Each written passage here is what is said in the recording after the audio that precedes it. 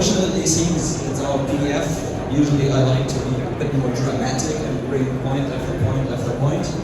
But let's go through the first one. If you want to contact 3 or better 30 protection suppliers for the product that you want to have. Now, if you go and when you're being taught, especially in the beginning, to say we need 2 or 3 proposals.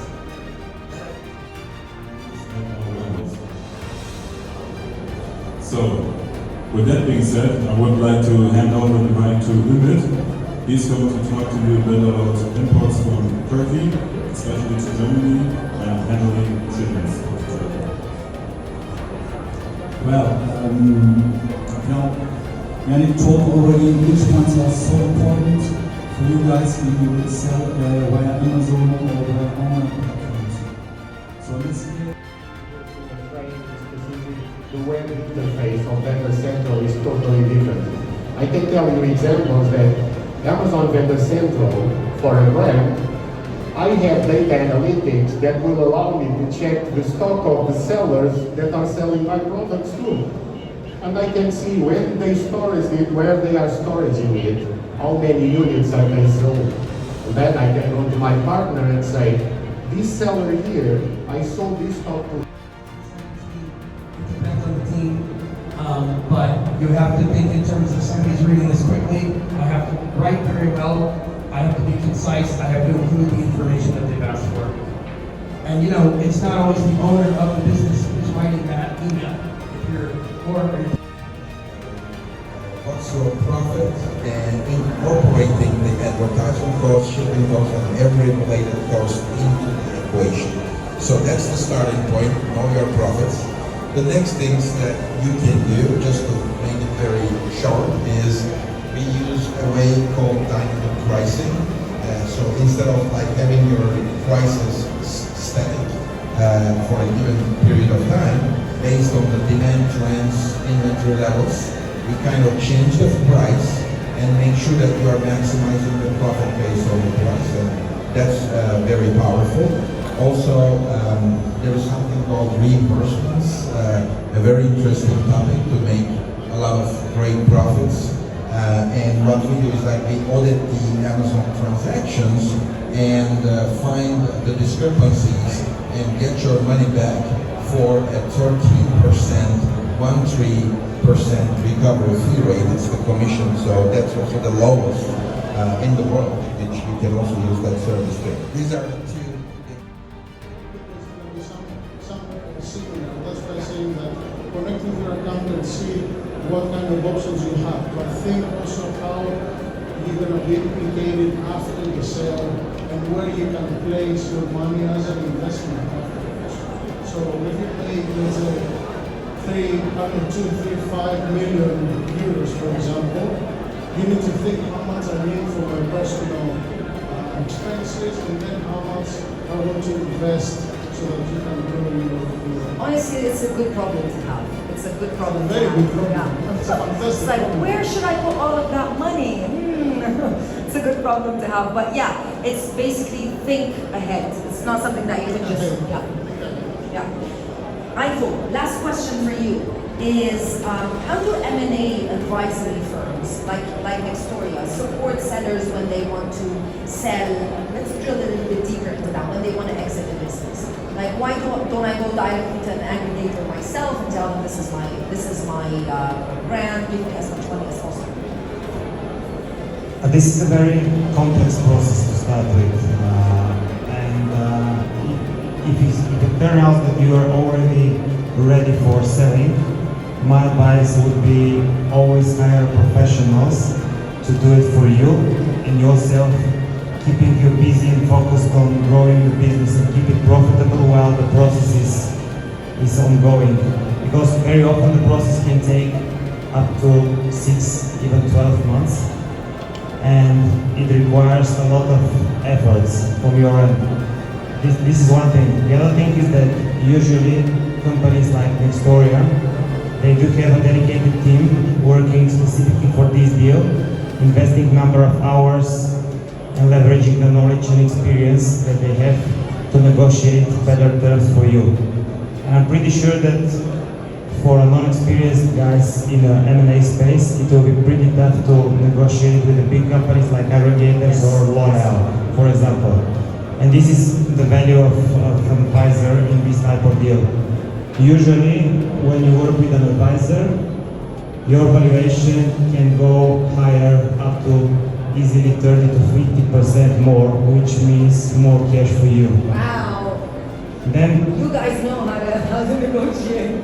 yeah, we are seller side advisors, so this is our job to do the best what we can do. And let me reflect on what Angelo said in this. You should start preparing your exit well in advance. And I think That's your plan.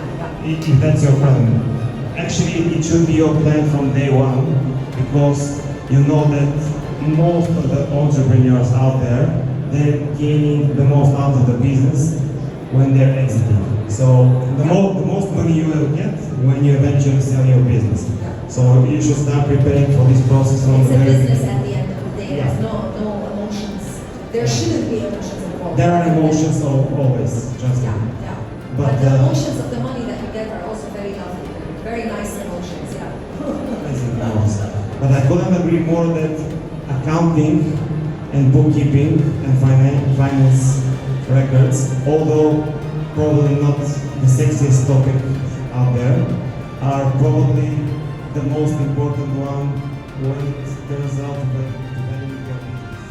Buying a product, you buy it if you're like Correct. the best. But can you guess which one of those drive more traffic? The bestseller badge or the Amazon choice? I would say Amazon choice. Wrong, it's the No. bestseller one. But when it turns out to conversion, guess what? Amazon choice converting like 3 to 5 times more. So if it's something that you should proceed after, then it's definitely the Amazon choice And it's badge. easier to get the Amazon choice badge because the Amazon choice badge is given for a keyword and not for the category. So you have more opportunity to do that. Yeah. So based on everybody and what they answered, Talal, the question is yours. The question is, so we're talking about branding. How important is it to constantly innovate your brand messaging? Should you be changing it? Should it be consistent for the lifetime of the product? Is it something that's important to constantly change? It's a really good question. Look, if it ain't broke, don't fix it. That's my favorite saying. If you're selling and your brand is doing what it is and you've built a lot of brand equity over the years and people are buying what you have to give, there's no need to change it. Didn't Ferrari just change their logo like last week, right? So now if you're driving a Ferrari, you should go and change it so you can well, get... they haven't changed their logo in On the like, car. forever, right? Yeah. And now they did a slight tweak to it. So some... What? No, It's okay. it's a cat. It's not a cat. Product and wanting to buy the product.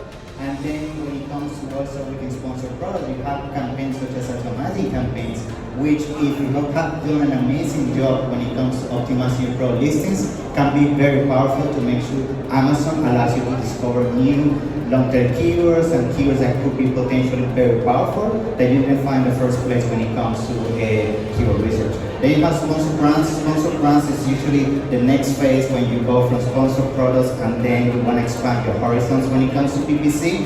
Sponsored brands is very good when it comes to building your brand awareness.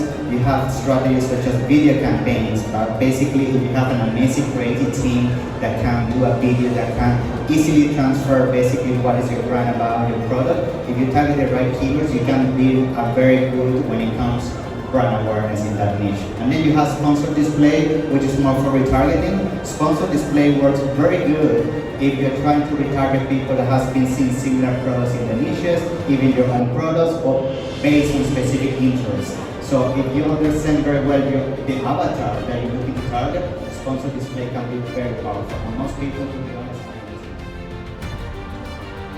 skip this step, guys. Make sure that you're actually marking up your product and putting it out there, okay? So the other thing you can use is product opinion.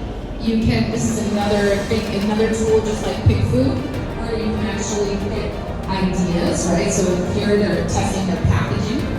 This is a very inexpensive way to make sure that you're going to market with something that is very valuable and validated by your client base, by your potential customer base. Okay? So, one last thing to pay attention to. Is it profitable? Look at that, the baby trend. Look at the prices here. Hello, Omar. I love you, man.